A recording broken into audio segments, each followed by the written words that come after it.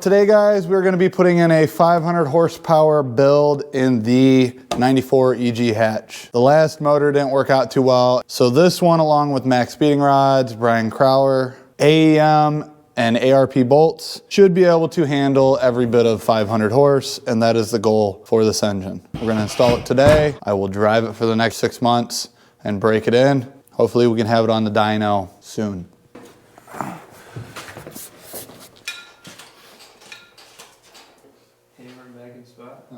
Gravitational pull says it ain't going in. Quote that on Shakespeare or something. Time clock starts now. You're good, you're good, you're good, you're good. Oh, whoa, whoa, whoa! Here, you apply the pressure now.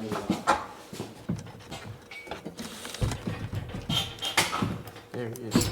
There we go. Alright. People in the comments on the fucking CRV, so much harder to do it this way. We just did it. We took how much of a break? Hold on. This is at 7 minutes, and it's technically like set, you know? Yeah.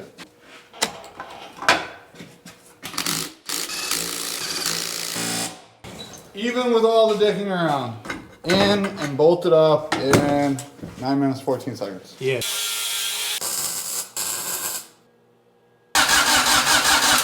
Something's wrong.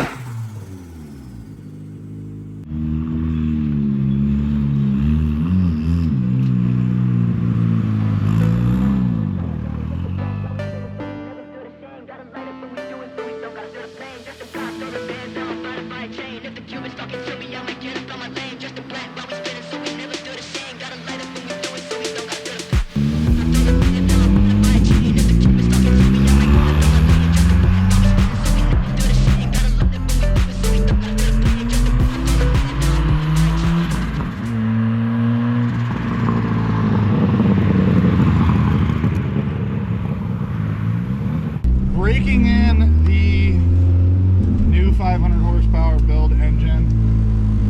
There's a few things that we obviously need to do before this can go on the dyno. A racing Gates timing belt and a stage 5 clutch are going to be the main culprits of this. I still need to order the wideband. I'm probably going to order everything today. How much you spend on this? Like $5 grand? It's in the budget. I think we're at like 4 if I order the parts today. The budget is $5K complete. That's the purchase of the car, all the stuff, the reused parts. My plan is to actually drive this thing the break-in period 32 PSI.